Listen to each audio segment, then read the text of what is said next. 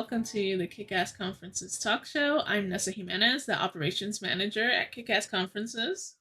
And I'm Isaac Watson, executive producer. Yeah, and welcome to our next episode. So today's topic is constructing the narrative of a conference.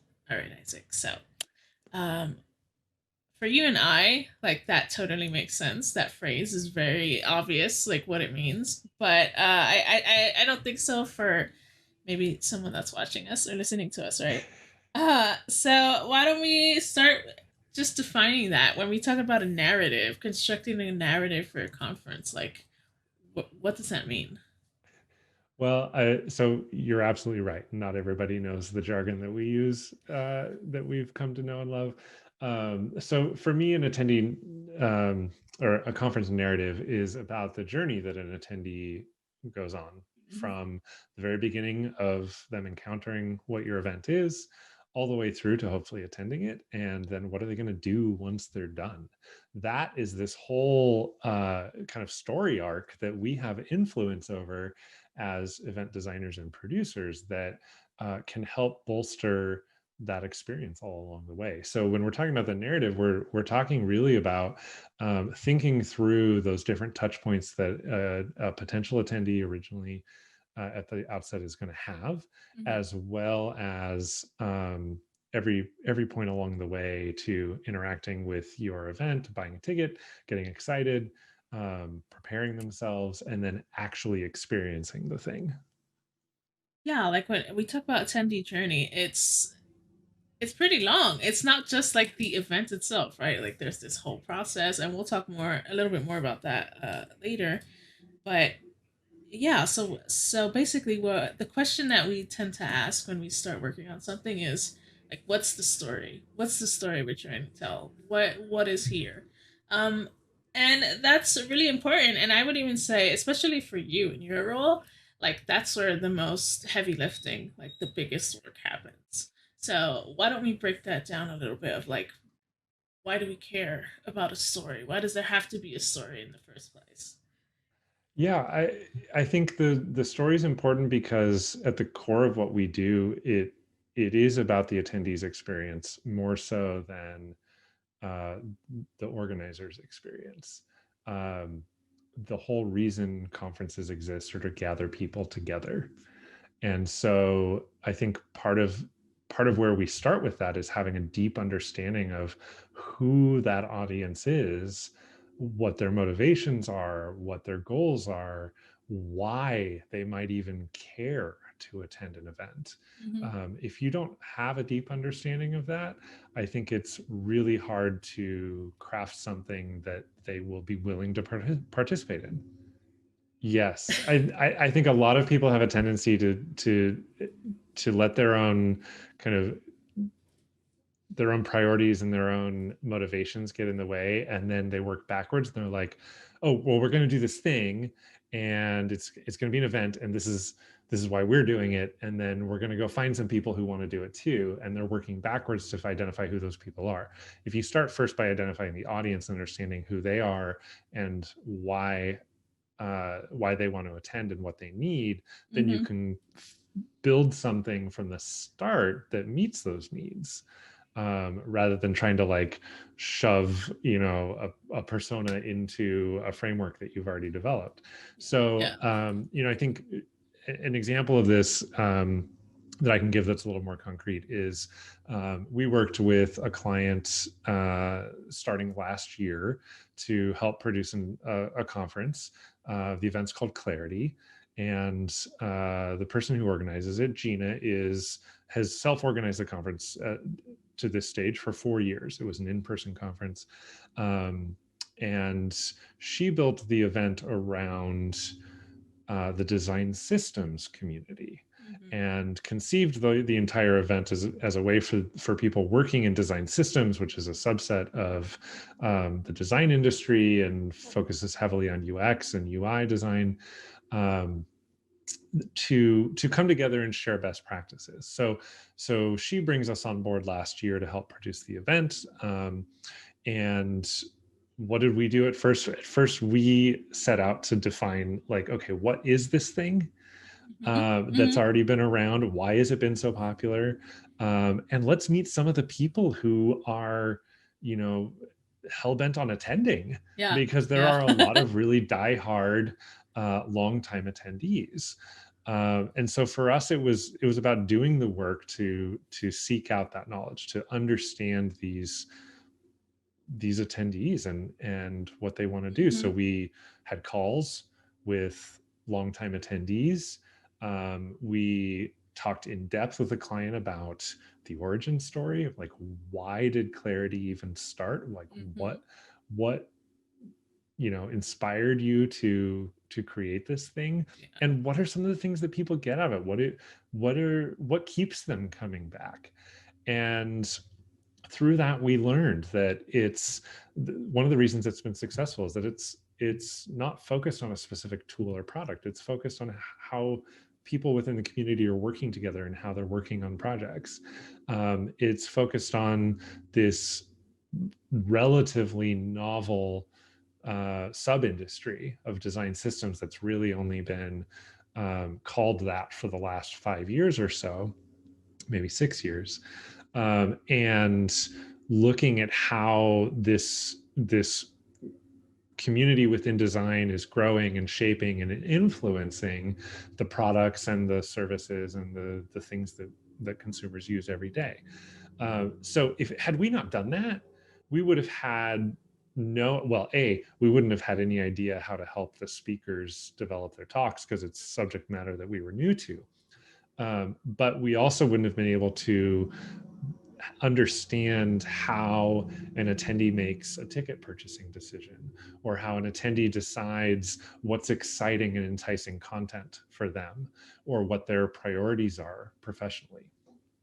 Yeah, and like those interviews, because we did interviews, but we also did a community survey, and I think the combination of those two was super helpful in helping us define like why do people care, like why does this matter, because it became super apparent the fact that they consider themselves like a family. A phrase that kept coming up was family reunion, you know? And I don't think that had we not done those interviews, that's not a phrase. Like I wouldn't associate family reunion with design systems on my own, you know what I mean? But since we interviewed people, we actually spoke to people who care. I think at least two of the people we spoke to had been every single year. That really did have an influence on And I think it was especially important to do that foundational work of truly understanding the audience and helping identify that journey that allowed us to successfully pivot the conference to an online event. I think that especially for something that was in person for 4 years and growing and really strong, um, making that decision to go online was not something we could take lightly. And it No, wasn't just a matter of finding a virtual venue. It no. was really about understanding, okay, in this crazy pandemic time where,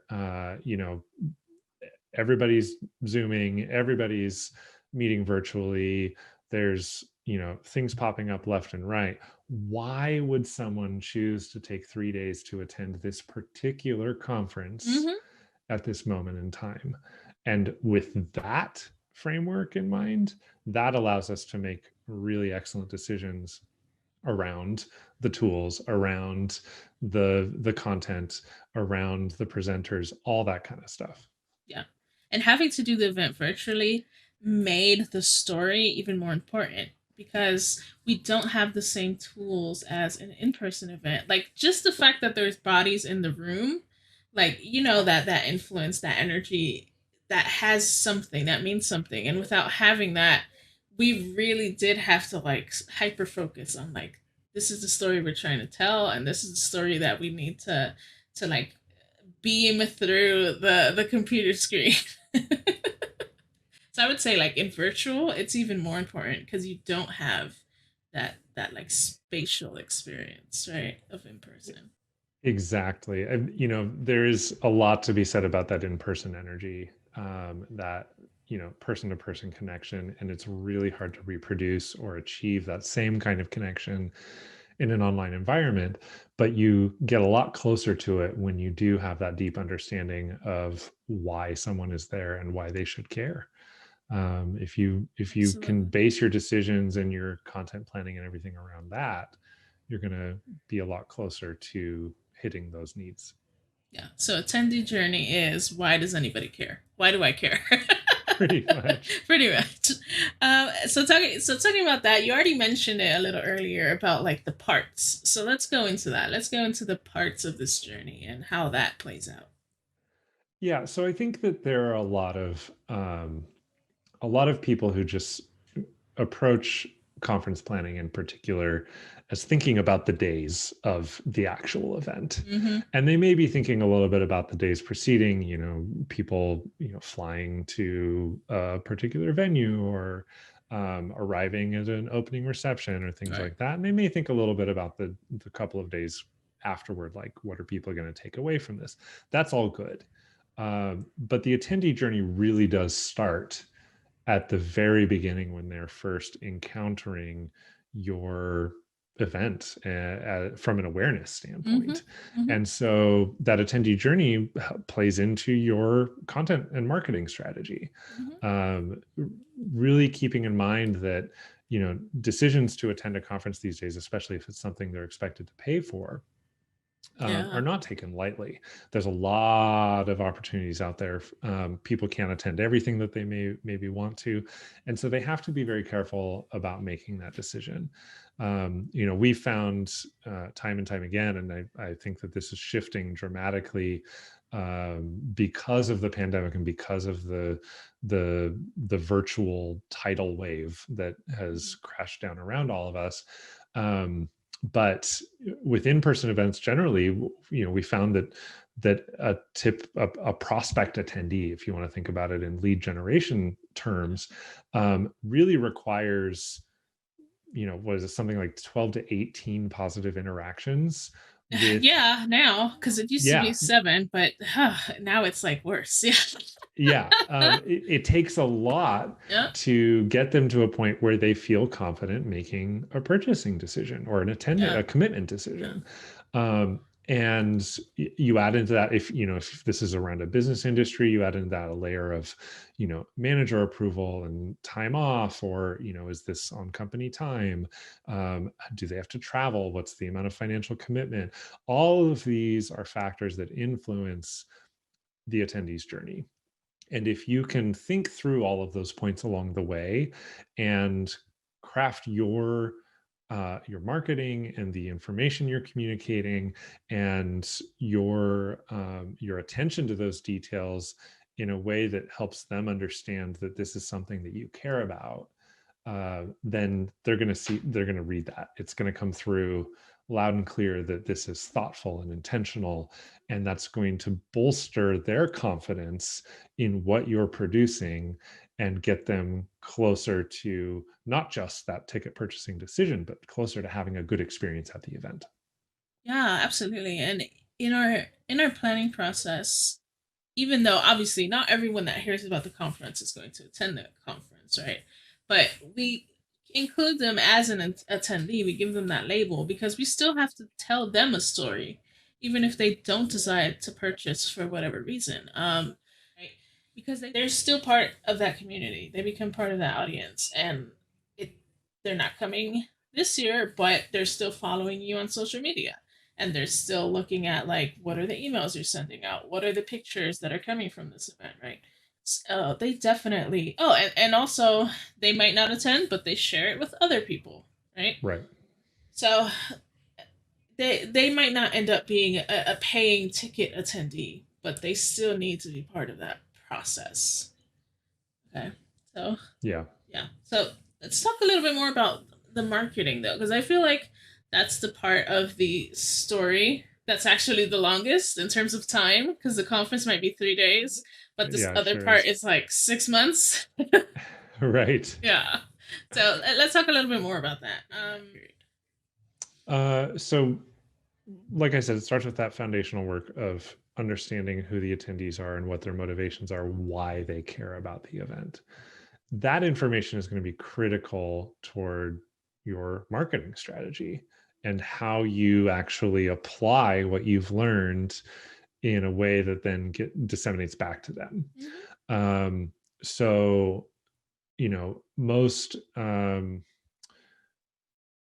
most people who market events are used to kind of the drip method of Mhm. teasing out content, right? So you Mhm. start maybe announcing a few speakers, and you may have some sponsors to announce, and then you have some more speakers.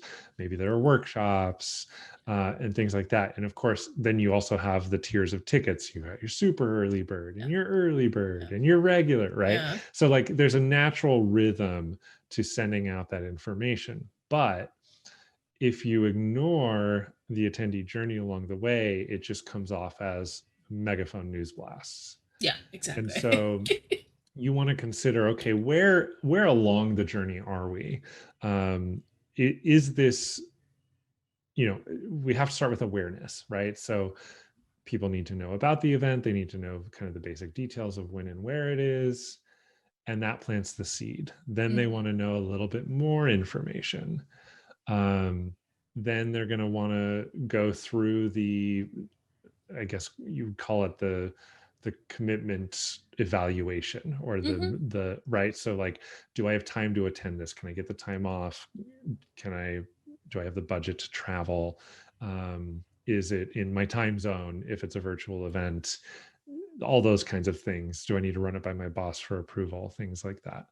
Um, and then they also need to evaluate the value of what you're offering. If you can't communicate that beyond just a speaker name Mhm. and a schedule, I think people are getting a lot more, putting a lot more scrutiny around what am I going to learn from this? What are my takeaways? Yeah, because again, the big question, why do I care? Like, okay, Yes. great. You have the speaker that you put their name in their picture. Okay, and why do I care? What Yeah, am I getting from this exactly. person? Like, okay, great. You threw a schedule up. Why does that matter to me? Like, Right.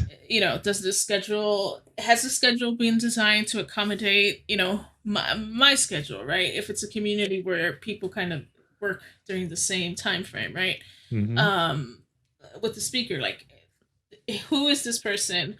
What do they have to do with the things that I want to hear? And what am I going to get from hearing this person speak? Because it's not, and I would especially say with the pandemic, um, it's not enough to have like a quote unquote big name, Right. right? Because it's like, okay, yeah, they're like a famous person, but what's the point? Like, what are they going to give me? Um, Especially if there's no potential for meeting this famous person in Exactly. person, right? Yeah, yeah. So everything, like you've already mentioned, there's that undercurrent of, we're sharing this information, we're sharing what is this, with the undercurrent of, this is why you should care. This is why we did Mhm. this. This is why we did this for you, and this is why it serves you, and not just a list of names, and that's it. And I feel like there's going back to the example of clarity.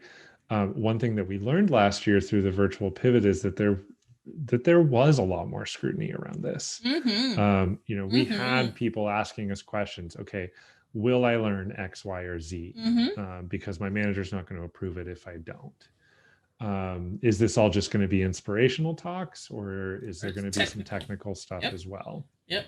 So going into this year, as we've kind of leveled up the game around our marketing strategy and put some investment there, is we're starting to work with the speakers to identify what those outcomes are. Mm-hmm. What are attendees going to learn from what you have to say? Not just a talk title, because those can be, you can make up a talk title that would appeal to anybody. But at Mm-hmm. the end of the day, it doesn't matter what the talk title is if the attendee didn't actually learn something. So we want to Yes. focus, like, what Yes. are they going to learn? Yes. Why should they care about Yes. this? Yes. Yes. Why is this relevant in this context?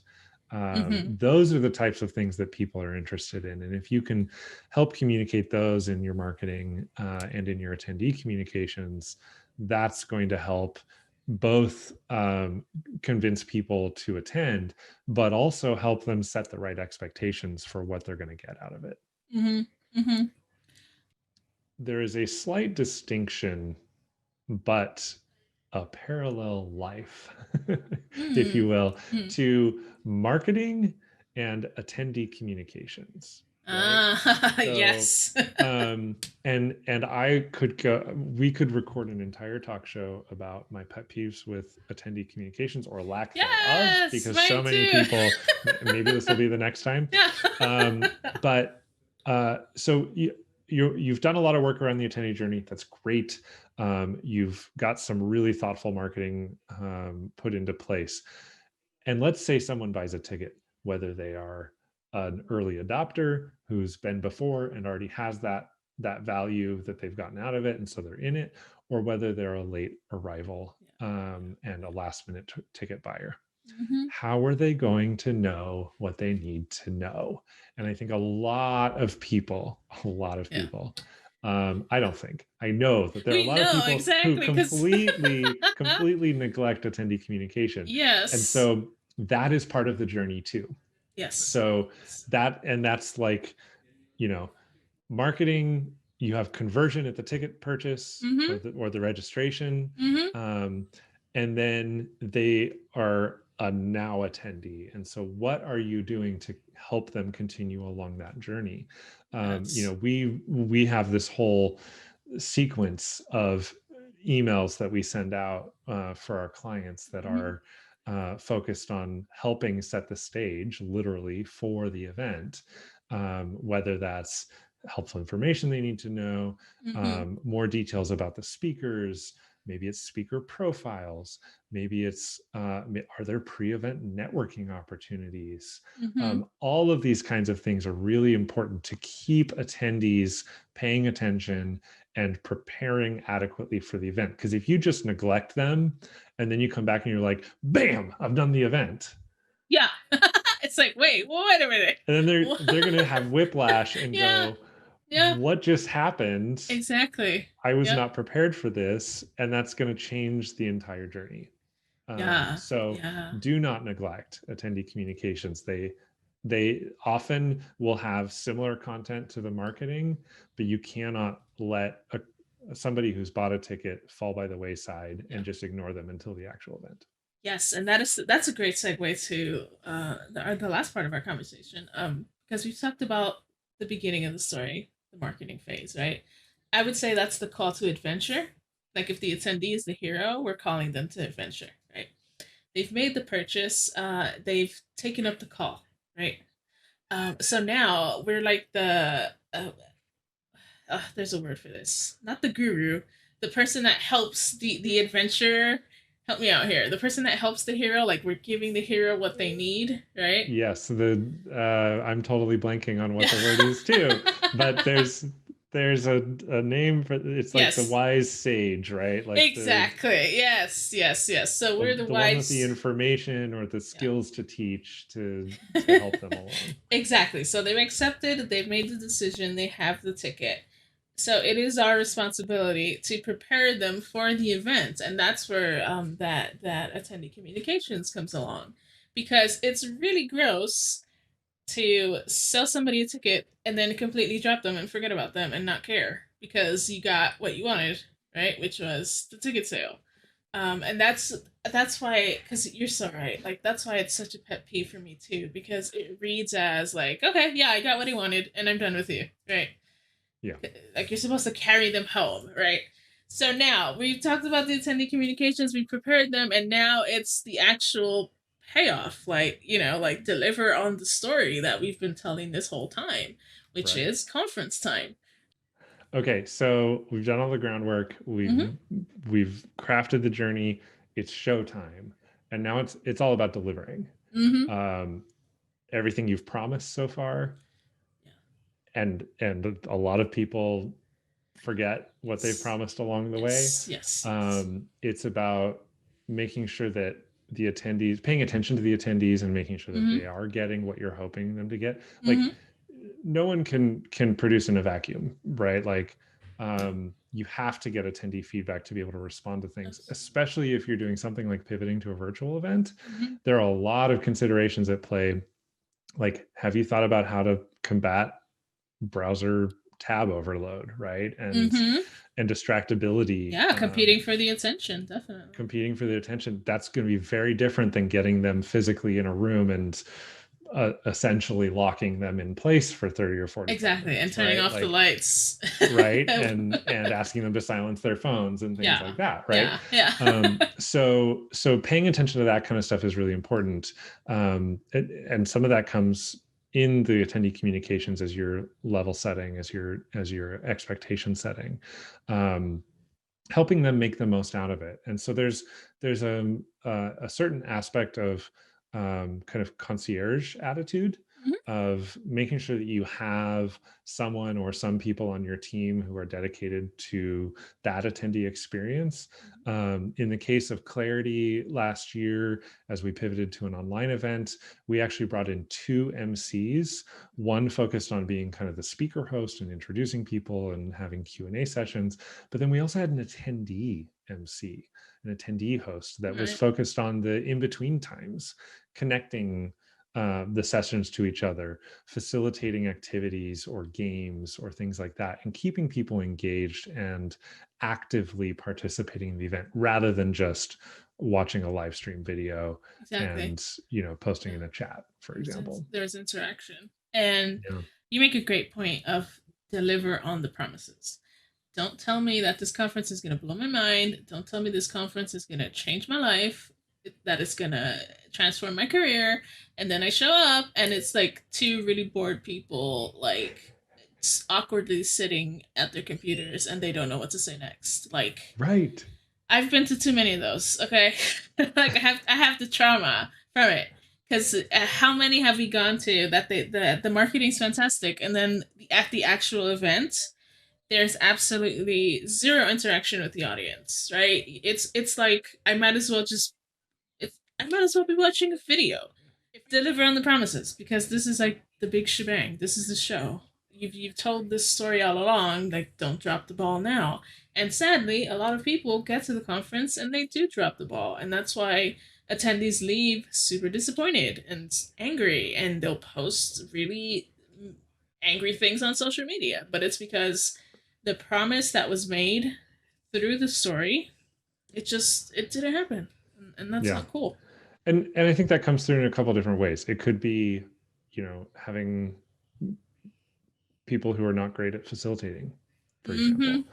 It could be being hands off about the content development, your presenters. Mm-hmm. It could be something as raw as technical quality, production quality, right? If you have a rough stream or bad starts or your audio's off, or things like Yes. that, that can go a long way to damaging issues. I mean, I remember during, I think it was day 2 of Clarity, we had like a random issue where the live stream got out of sync with audio and video, Mm-hmm.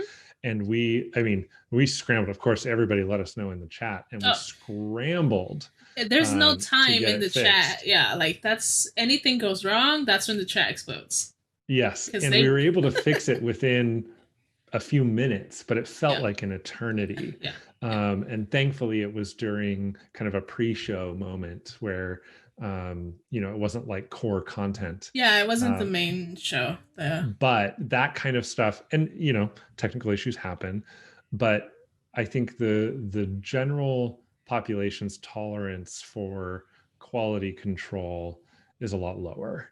And so, anything that you can do to smooth your run of show, to make your content flow well, to keep in mind, bathroom breaks and have backup plans if a video doesn't work or things like that. All that kind of stuff is going to contribute to that journey during the show in making sure that the attendees feel paid attention to and Mhm. cared about and valued as participants in the event. Yeah, I feel like the best online conferences, it's as if the hosts are holding the audience's hand in a way. They're guiding Mm. them through the experience. And that's important because you are not in the same room with these people. There isn't that sense of camaraderie because I can't look around and see 200 other people. Right? I think the the other thing to keep in mind from a journey perspective is that, especially with an online event, so nearly every online conference these days is going to have a live stream and they're going to have a live chat Mhm. accompanying it. Um, those who choose to engage in the live chat are going to be the most active and vocal people. Yes. That's also where the highest tendency is to go off the rails or to turn into what some attendees call shit posting. Yes. And to some extent that's fine. But I think it's important not to let the experience of those actively in the chat necessarily sway how you're paying attention to the other attendees. And that's tricky because online events remove the feedback loops, right? Mm-hmm. The biggest point of concern that we hear working with speakers when we talk about pre-recording or doing a live performance of a talk in an online setting is that they can't read the room like they can in a theater or an auditorium or a conference room or whatever. Losing that ability to pick up on body language, to pick up on to hear audible reactions, whether that's a laugh, whether that's a sigh, whether that's a Yeah. gasp, Yeah. right? Like you don't get that online. um, and so even though we don't get that, I think that means it's even more important to pay attention to the unseen attendees, to pay attention to social media. Some people are going to feel more comfortable posting about the event with a hashtag on Twitter than they are contributing to a frenzied chat that's getting a little out of hand, right? Yeah. Or getting a little overexcited. Yeah. Um, Yeah. Like connecting it back to the attendee journey and the attendee experience, it's not just about your content and what you're throwing at them. It is also about that person's opportunity to meet other people, to experience something in a group, not just a live stream with no opportunity to interact. Um, so yeah, I I will defend the chat. Basically, is what I'm saying. Yeah. we So are can we're a pro chat, and yes, and I'm I think that definitely. the one thing that we learned, or another thing that we learned about clarity last year, is how much a community like that was desperate to connect with each other again. Mm-hmm. And that same kind of environment may be harder to achieve in the future, especially as the pandemic winds down, fingers crossed, and we start gathering in person. But do not underestimate people's desire to connect with each other, and make sure that you are planning making space for those connections to happen within your program. We don't want it to just be back-to-back talks with a chat. There have to Mm-hmm. be ways for you to facilitate networking or one-on-one meetings, or casual. Like there are ways to have social experiences in an online format, especially to help bond the attendees with each other. When the attendees are finding their buddies and feeling like they're with their people, that Yeah. contributes to their journey as well and contributes to that positive experience. Absolutely. Absolutely. So now we're at the end of this journey, right? The conference has happened, and in my notes I wrote down, why did this matter? So why don't we like end this episode on that thought? Why does the narrative that we've constructed, why does this journey matter at the end of the day? I think it matters because the entire reason that we have events is for those people. You could not hold a conference if there were no attendees. You just can't. I mean, Mm-hmm. you're basically just putting people up on stage to share a message, and oh, hey, guess what? You have a TV show or a YouTube video or whatever you're Yeah. producing. Yeah, great. Good job. The whole point of organizing an event is to bring people together, to bring audiences together, to share an experience. If you are not putting intentionality and thought and craft into that attendee journey, then you're failing your audience and you're failing your event. I agree. Well said. Wow. Because I didn't tell you beforehand I was going to ask you, so good job. I You may know feel your a little stuff. strongly about this. Yeah, yeah. We can totally tell. All right. So thanks so much, Isaac. Thanks everybody for listening. If y'all want to find us, we're at kickassconf.com. And yeah, we'll look forward to hearing from you and seeing you next week. Thanks, Nessa.